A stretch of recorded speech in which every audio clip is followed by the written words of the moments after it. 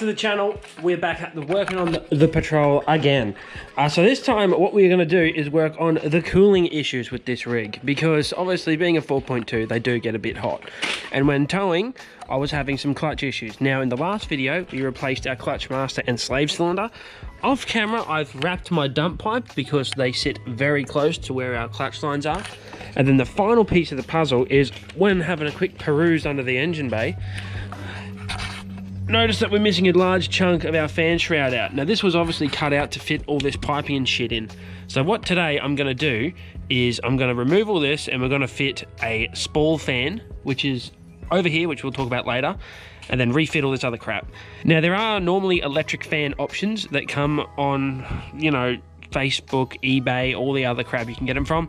A lot of them come with a brand new alloy radiator as well.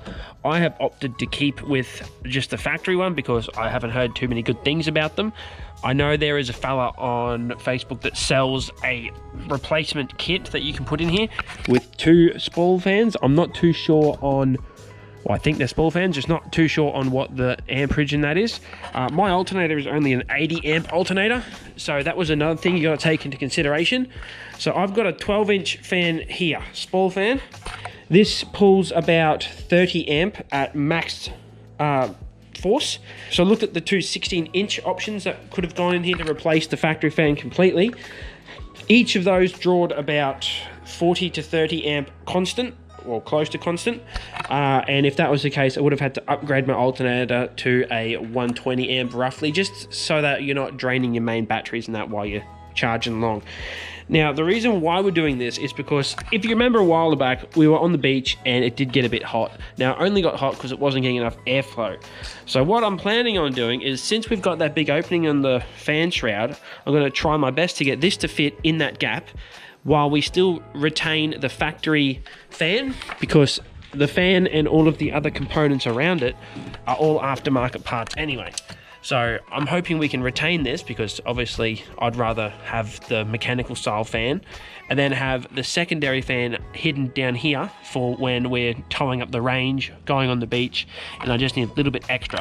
Because at the moment, this fan isn't even sucking through this part of the radiator, so it's wasted space anyway. And this is the only reason why I'm doing this fan, is because this shroud is here. Now I know you might be thinking, why don't you just put a new shroud on it? Because I don't want to, and I want to just try this. So we'll give it a crack. If it doesn't work, then it doesn't work, and we'll just have to go from try something else. But I've got my rocker switch, shout out to eBay. I've got my Spall fan. I've got a mounting kit as well. I had to get all this separately. I've got my relays, all the other electrical crap that we're going to need to fit this up. Now, as I also said, you can get kits. A lot of these kits that you can buy off eBay and that, or yeah, pretty much any shop I'm pretty sure you can get them from, will have a full kit where you won't even have to use a switch. So originally I was thinking of running it off a temperature sensor, which would normally, on most other systems that you can get, you will have a T-piece that you can run into your inlet of your friggin' radiator and your coolant line, and then that'll be able to give it a pressure sensor, and then it'll turn on your fans off and on to keep the temperature at a regulated degrees. I didn't really like that idea because the idea of fans just whirling constantly really pissed me off. So this way I can still keep factory fan, don't have to worry about listening to a fan going off its tits all the time. And then when it does get hot and I've got on my gauges, I can monitor that. It's flicking on, and then I've got more cool air flowing through the radiator. It is going to be a very, very tight fit, so I don't even know if this is going to work, but we're going to try our best. I'll have to take the fan shroud back a bit, and we're going to have to cut a fair bit out of it as well, but hopefully we are going to come across with a bit of a wind. So that's where we're going to start. So once we get this fan shroud out, which was a pain in the ass because I got to take the top radiator hose off. I didn't realise that till after. So we've got a drain tray under there, so we don't need EPA coming to get me. But we've got more than enough room in here, I reckon. So this is the first time I've actually tried to get this bastard in here. And we don't have enough room. Bugger. Let me do some jiggling and see what I can come up with. Alright, so I've got it in here, but we do have a clearancing issue. So, unfortunately, I'm going to have to cut up a $300 fan, which isn't ideal, but you know what? We got to do it to get it in. So I'll trim off a bit of that cage that's on there. It won't be any compromising. Wow, I'm not even Englishing. It won't compromise the structural integrity of the fan that much. I'm only taking out a few ribs, so it should be right. I'm just over here voiding warranties. So after some very painful cuts to do to this expensive ass fan, we now have shitloads of clearance. So there's about 10 mil either side, which is more than enough. Now we just got to figure out how much to cut out of the radiator shroud. And that fits in there nicely around that top hose as well. So it's actually almost like it was made to be. So that's fantastic. I was thinking about dropping it a bit lower, but it just sits better in this spot. So see how we go. I have to clean up that some of the rough edges a little bit, and I'll mark out where we need to cut on the radiator. Oh, the shroud, not the radiator. And with a few questionable cuts, I've managed to get this to fit. It's not fully mounted in properly, but the clearances are all there. I just had to take out like half the radiator shroud. But she's not right, mate. It wasn't half there anyway. So we've got clearance behind the fan, in front of the fan, around the fan, plus we've retained the standard shroud. So I'll begin to remount these all up nice and proper. And then we'll start with the wiring side of it, which is going to be just as fun. All right, I've extended the wiring for the fan up through here. This is now in a coil. We'll sort that out a bit later. Now, what I wanted to go through with everyone here is how we could have wired this. Now, I don't know how good this is going to show up on the camera, but these are the different ways we could have done it. So, first of all is the way that I'm actually doing it, which is up here. So, you'll have your battery power, which is going to be coming from your ignition, and that'll be your signal wire to your relay. So ignition, I've already got all that in the car already from previous videos that we've done. This switch, which is our fan switch, this will go in here so that when we flick that, it'll send power through to our relay. And on your relays, you'll have little numbers here, right? If that focuses. Basically, you've got your 85, your 30, your 86, and your 87. So make sure you get a relay there's two different sorts. There's actually shitloads of different sorts, but just, yeah, it's pretty straightforward. The picture shows you what you want it to do, so you can't stuff that up, but you still might. Okay, so then we've got one side from our switch that'll then go into our 85, and then the other side will be earthed because it doesn't matter. We're just literally using this as a power source because we don't want 30 amps running through the cab just because it's just unneeded. I'd rather have my battery that's going to be sitting right up in there. The secondary battery is going to be fused with a 30 amp fuse. I'm going to be running that into my 30 of the relay and then straight through to our fan. Now, you can always run more than one fan if you want, but like I said before, you're running more amps. More amps mean you're going to have to get thicker wire, bigger relays. You could run two separate relays and two separate fuses, but then that's a lot more wiring and a lot more rooting around for the same deal, you know what I mean? So that is how I am doing it here. I'm terrible at explaining it, but I know how it works in my head.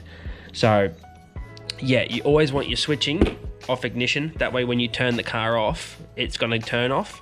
You don't want to forget about your switch, and then you've got your fan on, and I don't know how loud these fans are, and then you walk away from the car, it drains your battery. Because it pulling as much amps as it is going to draw on this battery pretty hard if the car is not running.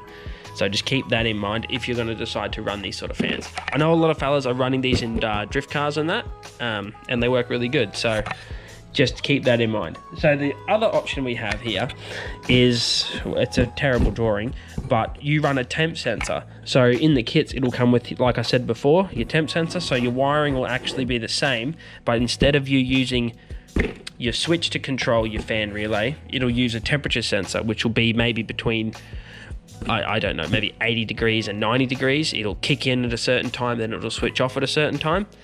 So, and then there's also lots of other different mumbo jumbo where it can ramp the fan speed up and down, but we don't have that capabilities on a car that's this old. So we're just going to run it with the standard switch. And then if you really wanted to, I was even toying around with the idea of running the pressure switch, but then running a secondary switch so I can then override that if I wanted to, but yeah, there's no point. We just want to keep it simple. That's the whole reason why I bought such an older car, because I want to keep it as simple as possible. So I know adding electric fans and that makes it a bit more less reliable, I guess you'd want to maybe call it, because there's more electronics involved. But this is as simple as it can possibly get with minimal issues. And the car will run without this fan system turned on. So that's the whole idea of it. Alright, so it's all mounted up now. I've moved that intake pipe so you get a better look. So I'll hook her up to power and see how we go. Hopefully it does not shit itself. Holy crap.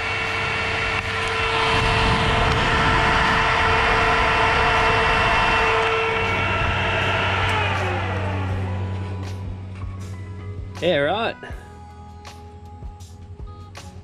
That'll definitely suck. Sucks harder than anyway, moving on.